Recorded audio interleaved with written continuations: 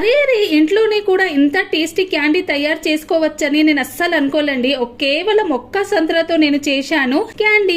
నా పిల్లలు అన్నారు, ఒక క్యాండీ తినిపించావా మమ్మీ అని అన్నారండి. నేను మార్కెట్ నుంచి ఎందుకు బిడ్డ, మన ఇంట్లోనే మనం మంచిగా చేసుకుందామని ఒక సంత్ర తీసుకున్నానండి. తీసుకొని మంచిగా క్లీన్ చేసి పీల్ చేసుకున్న తర్వాత ఒక చెంచా తీసుకొని దానిని వైట్ ఉంటది కదా తీసేయాలి. ఎందుకంటే దానిని మంచి చేదు ఉంటది కదా, అది మనం తినేటప్పుడు కొద్దిగా చేర్పన వస్తుంది. అందుకే మనం మంచిగా తీసి పారేయాలండి. ఆ తర్వాత మనము స్లైస్ లో మంచిగా కట్ చేసుకోవాలి. మనం చిన్నప్పుడు ఎట్లా తింటున్నామని ఖట్ మీట్ ఫ్లేవర్, మ్యాంగోది అది ఫ్లేవర్ మంచిగా ఉంటది కదా, దీనిని కూడా ఎంత టేస్టీ వచ్చిందంటే క్యాండీని అసలు అనుకోలేనండి. ఎంత టేస్టీ, ఎంత యమ్మీ వస్తుంది అని. మంచిగా ఇక్కడ మనము కట్ చేసుకోవాలి. తర్వాత అండి ఒక బౌల్ లో నేను వేడి వాటర్ కూడా చేసిన దానిలో వేసి మంచిగా మనము ఒక 2-3 నిమిషాలు బాయిల్ చేసుకోవాలండి. తర్వాత మనకు కొద్దిగా జ్యూస్ కూడా కావాలి. జ్యూస్ ని మనము మంచిగా ఇట్లా మ్యాషర్ తోని మ్యాష్ చేసి జ్యూస్ తీసుకోవాలండి. జ్యూస్ మంచిగా ఇట్లా చేసి పక్కన పెట్టుకోవాలి. వేడి వాటర్ లో మనం కట్ చేసిన సంత్ర ముక్కలు వేసి దానిని కూడా బాయిల్ చేసుకోవాలండి. ఒక 2 నిమిషాలు అయితే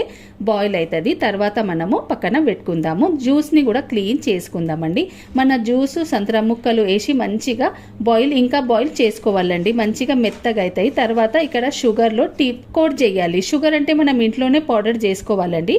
షుగర్ ను మంచిగా మనము బాయిల్ చేసిన సంద్ర ముక్కలని మంచిగా ఇట్లా షుగర్ ని కోడ్ చేసి తినాలండి. ఎంత టేస్టీ, ఎంత యమ్మీ. ఓకే, బాయ్ అండి.